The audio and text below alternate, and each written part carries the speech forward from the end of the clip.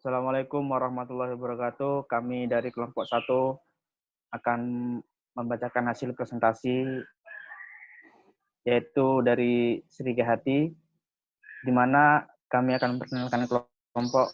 Yang pertama saya sendiri Fatur Rosi, yang kedua Muhammad Egipsi, yang ketiga Rizky Merenan Dalif, yang keempat Adifur Rahman, dan yang kelima Agung Satria. Baik, untuk materi pertama akan membacakan materinya. Latar belakang masalah. Analisa portofolio merupakan hal yang sangat penting bagi setiap investasi karena dapat digunakan sebagai dasar untuk melakukan diversifikasi saham sehingga dapat menghasilkan suatu komposisi yang optimal. Berarti expect return atau pengambilan yang diharapkan yang maksimal pada tingkat risiko atau tingkat risiko minimal yang menghasilkan return tertentu. Pembentukan portofolio optimal digunakan untuk mengurangi risiko yang tidak sistematis. Risiko yang tidak sistematis ini dapat dihilangkan dengan cara diversifikasi pada portofolio karena risiko ini hanya ada dalam satu perusahaan atau berkaitan langsung pada industri tertentu. Risiko ini terdiri dari beberapa faktor yang dapat berpengaruh terhadap pasar, yaitu struktur modal, struktur aset, tingkat likuiditas, dan tingkat keuntungan. Terdapat beberapa cara untuk membentuk portofolio optimal, salah satunya dengan menggunakan model indeks tunggal. Model indeks tunggal dipilih karena lebih sederhana untuk diterapkan karena menyederhanakan perhitungan di model Markowitz dengan menyediakan parameter-parameter input yang dibutuhkan dalam perhitungan model Markowitz. Next.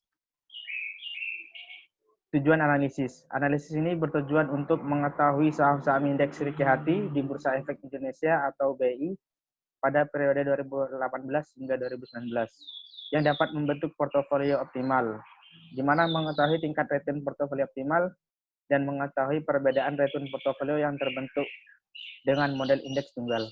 Next. Metode analisis. Yang pertama ialah mengumpulkan data saham perusahaan, indeks harga saham gabungan atau IHSG, dan suku bunga Bank Indonesia. Mengumpulkan data yang menjadi sampel dalam penelitian ini yaitu data harga penutupan saham, dalam penelitian ini yaitu data harga penutupan saham dan indeks harga saham gabungan setiap bulan serta suku bunga Bank Indonesia. Yang kedua ialah menghitung nilai return realisasi atau RI, di mana masing-masing saham dengan perhitungan dividen per bulan, yaitu RI sama dengan PT-1 per PT-1. Keterangannya ialah RI ialah return saham ke I, PT harga saham periode T, PT-1 harga saham sebelumnya. Yang ketiga ialah menghitung return ekspektasi atau ERI.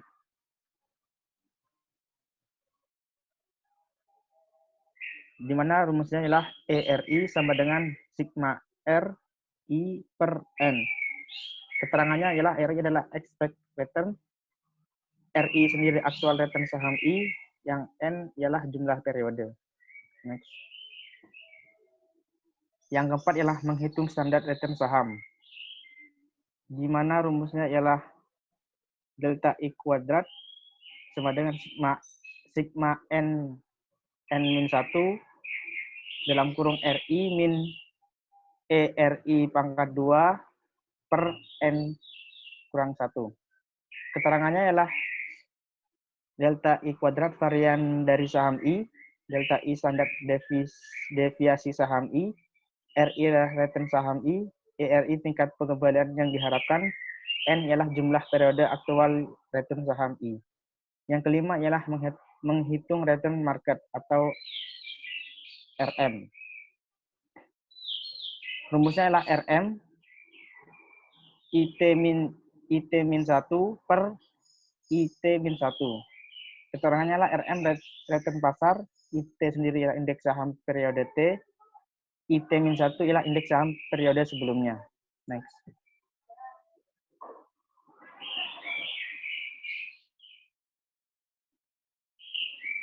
Yang keenam ialah menghitung expected return market. Rumusnya ialah ERM sama dengan sigma RM per N. Keterangannya ialah ERM expected return market, RM ialah return market, dan N jumlah periode. Yang ketujuh ialah menghitung covariance return market saham. di mana rumusnya ialah delta M kuadrat sama dengan sigma N I-1 dalam kurung RM min RM kuadrat per N-1. Keterangannya ialah delta M kuadrat varian return market, RM return pasar, ERM ialah expert return market, dan N jumlah periode. Selanjutnya akan dilanjutkan oleh materi kedua. Saya Muhammad Gipsi akan melanjutkan slide 8, yaitu yang ke-8 menghitung beta saham. Rumusnya beta OIM per OM pangkat 2 bisa dilihat sendiri dengan keterangan beta sama dengan beta, IM sama dengan kovarian saham I dan pasar, M kuadrat sama dengan varian return market.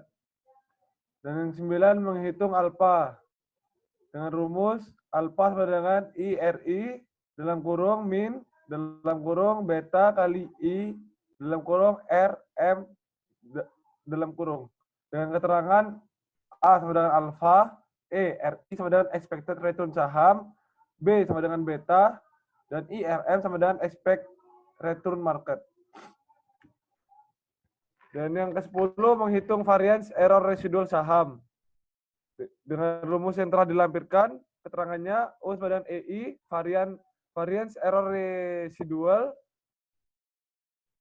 M kuadrat sama dengan varian pasar, I sama dengan standar deviasi saham, dan beta sama dengan beta saham. Dan yang ke-11 menghitung excess return to beta. IRB sama dengan I dalam kurung RI min RBR per beta.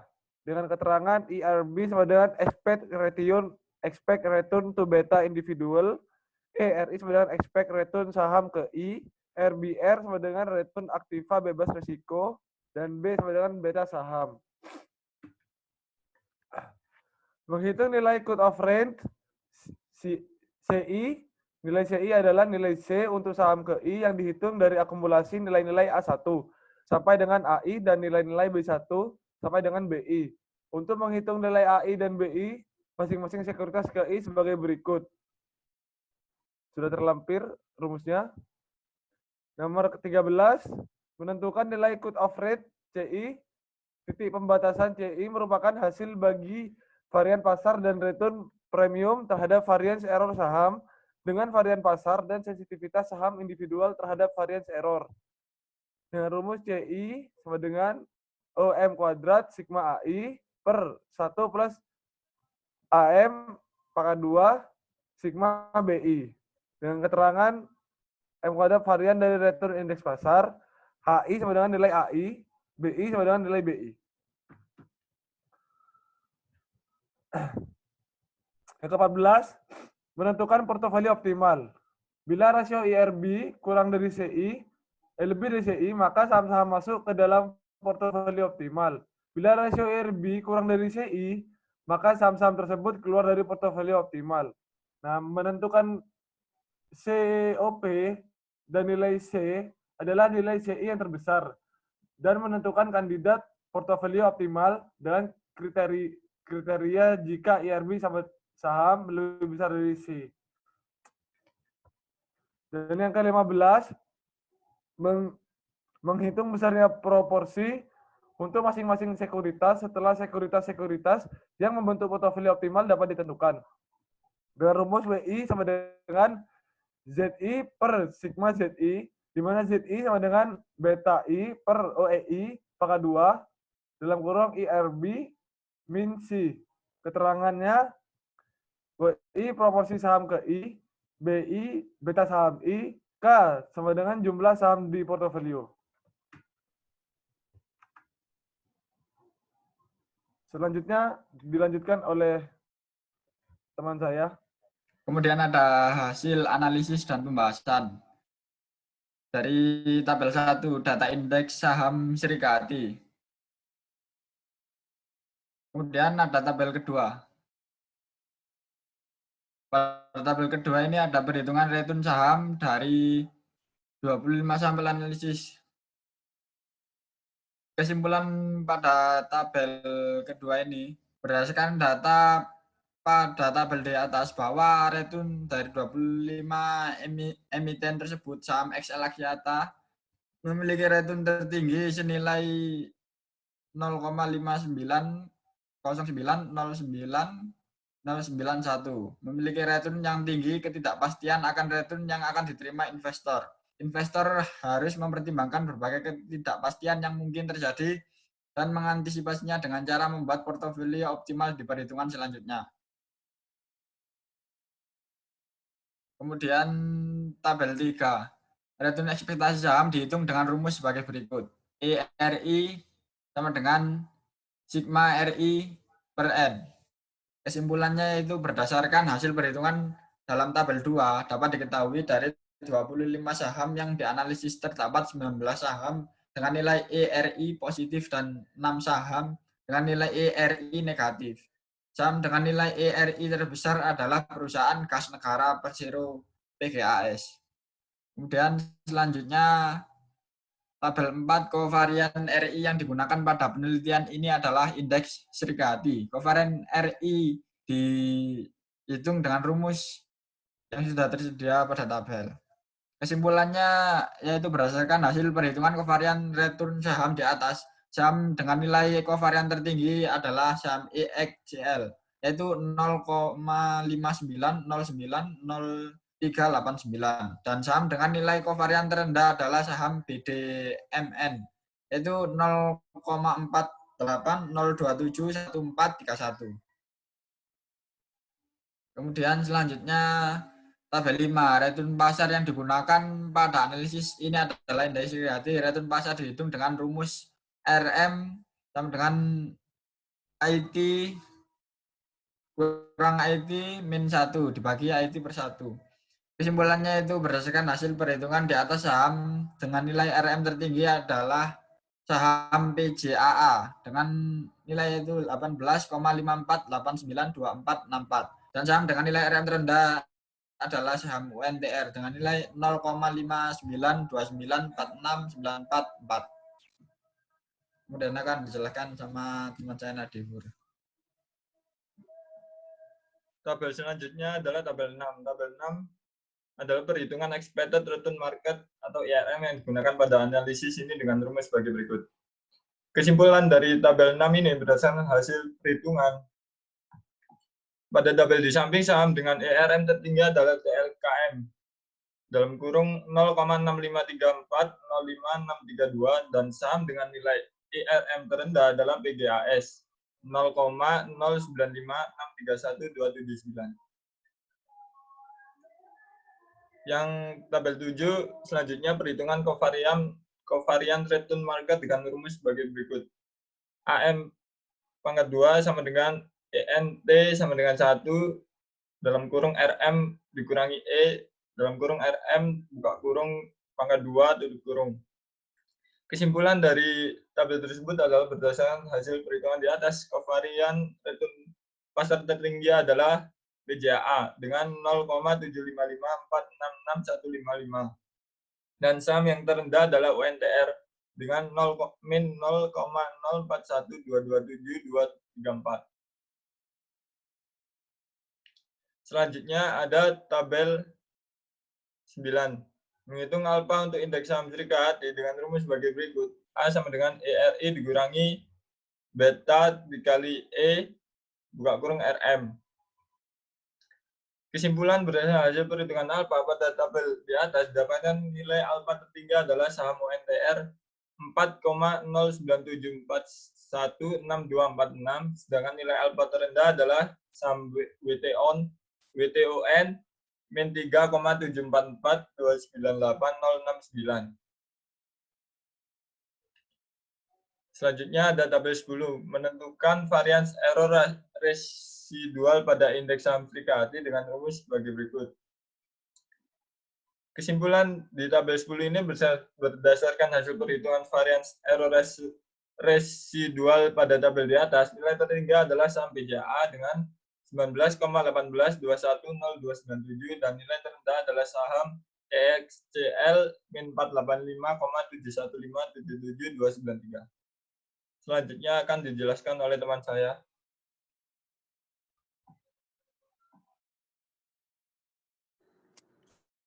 Baik, di sini saya akan menjelaskan dari apa yang telah dijelaskan oleh teman saya. Di sini ada tabel 11 yaitu IRB, menentukan akses return to beta pada indeks saham Srika Hati dengan rumus sebagai berikut. Kesimpulan dari tabel tersebut yaitu berdasarkan hasil perhitungan pada tabel di atas, terdapat 13 saham dengan nilai IRB positif dan 12 saham dengan nilai IRB negatif. Saham dengan nilai IRB tertinggi adalah saham BMRI, yaitu 0,211-28082. Dan saham dengan nilai IRB terendah adalah saham PGAS, yaitu minus 0,0729744426. Saham-saham yang masuk dalam portofolio optimal adalah saham-saham yang mempunyai nilai IRB yang tinggi. Selanjutnya. Bentar ya. Tak stop share dulu bentar.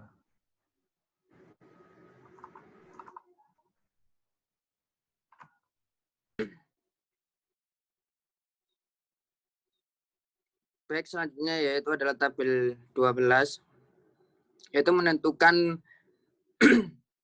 AI dan BI terlebih dahulu menggunakan rumus sebagai berikut. Kesimpulan dari tabel ini yaitu berdasarkan pada perhitungan tabel 12, nilai AI tertinggi adalah saham PJAA yaitu 0,00305018. Sedangkan nilai AI terendah adalah saham TINS yaitu 1127,788854. Untuk nilai BI tertinggi adalah saham TINS. Dan untuk nilai BI terendah adalah saham PJAA. Yang berikutnya yaitu adalah titik pembatas atau cut off rate CI. Untuk menentukan saham-saham mana yang selanjutnya masuk dalam portofolio optimal adalah saham-saham mana yang tidak dimasukkan ke dalam portofolio optimal menggunakan rumus sebagai berikut. Kesimpulan yaitu berdasarkan data pada tabel di atas dapat diketahui bahwa nilai cut off point sebesar 0,031338321. Kandidat saham yang akan dimasukkan dalam portofolio optimal adalah saham-saham dengan nilai IRB lebih besar dari CI atau sama dengan CI. Yang selanjutnya yaitu menentukan portofolio optimal. Nilai CI tertinggi C. Dijadikan acuan untuk penentuan portofolio optimal. Pada tabel 14 ini kesimpulannya adalah berdasarkan tabel ini terdapat dua kandidat saham yang akan dimasuk dalam portofolio optimal yaitu saham Bank Mandiri Persero TBK BMRI dan saham Bumi Serpong Damai TBK BSDE.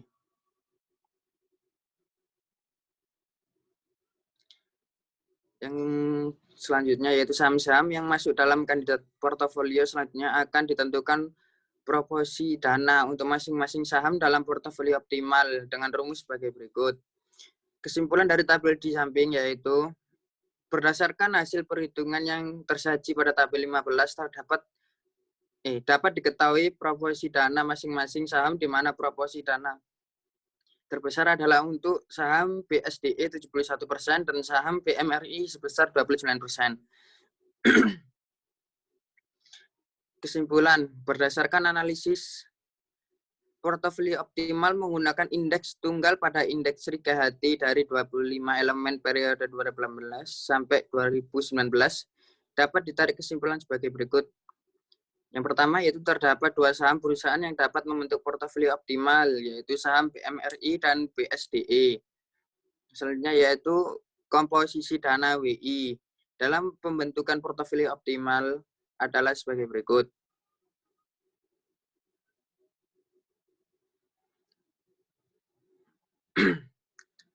Yang ke B terus itu saran bagi investor. Investor dapat menggunakan model indeks tunggal dalam menentukan portofolio optimal. Model ini dapat memberikan gambaran pada investor terkait saham optimal, proporsi dana, return, dan resiko saham yang harus ditanggung oleh investor untuk dapat dijadikan acuan dalam pengambilan keputusan investasi. Investor lebih menggunakan Investor lebih baik melakukan kegiatan investasi dengan membentuk portofolio sehingga dapat mengurangi risiko yang ditanggung. Yang selanjutnya yaitu investor ketika akan melakukan investasi juga perlu mempertimbangkan faktor kualitatif terutama pada fundamental perusahaan.